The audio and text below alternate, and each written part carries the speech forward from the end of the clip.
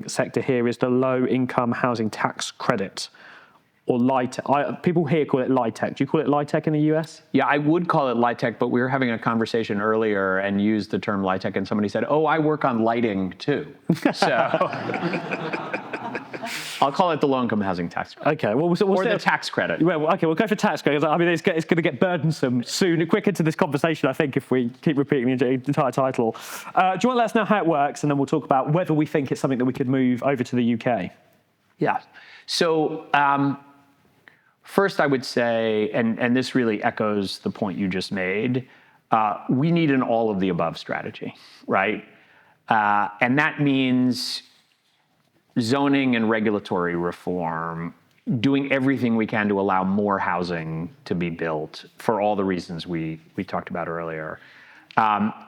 But specifically, we have to make sure that we're building homes at rents that people can afford. Generally, we add new stock at the top of the market. It's the way the sort of filtering system in housing works.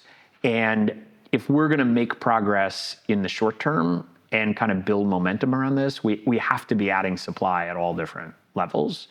And what we've found in the US, after decades of trying different things and not either finding success or building the political support, we created in 1986 a tax incentive to build new affordable housing that has been our longest standing and most successful housing program in history. It has more bipartisan support than we've ever seen. It has a success rate that is far higher than anything else that we've done. And so very specifically, we moved from a system very much like your council housing originally, we called it public housing. Those projects still exist, although there are fewer and fewer of them, but we're not building any new ones. And basically that is government-owned and supported housing through direct grants. And what we found over time is both that there was some mismanagement. We had some very good local housing authorities, but we also had some ones that really failed in the task. But what we also found is that the only real supporters politically of that program were residents of that housing and those that administered it. And over decades, the funding for that program has declined to the point where, very similar to council housing here, there are huge repair needs. There's over $120 billion of capital repair needs in our public housing in the US right now. And so people are living in inhumane conditions in public housing in many places across the country. We also started, when that program started to have failures, created a for-profit private sector incentive, basically a rent subsidy and construction grants that went to private owners. We said, oh, well, the private sector will fix it. That program had its deep challenges as well. So in reaction to all of that, we had a bipartisan group that came together and basically said, we're going to create a system that's relatively limited bureaucracy. We're going to award tax credits to projects where a private entity who needs to pay taxes can come in, invest in that project, and in return, get 10 years of tax breaks from investing in that housing. And what it has done is create an aligned incentive, government, but also the private sector, to make sure that project is built. For one reason, because the government doesn't turn on those tax credits until the project has been completely built and occupied by people who are income eligible at lower rents. And so what that means is we are paying for success, right?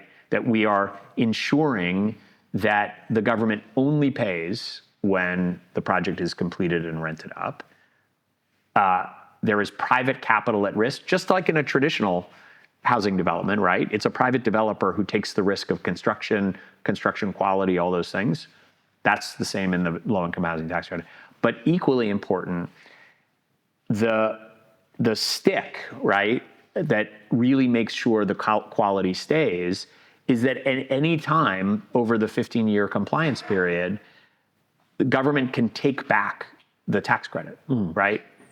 Impossible to take back a grant from a nonprofit builder or others, right?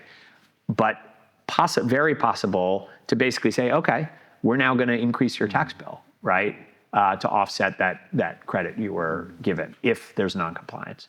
So fundamentally what it does is create very strong incentives. And as a result, we have literally just a few basis points of properties that fail under the program, dramatically lower than any other way of investing in affordable housing that we've had over time.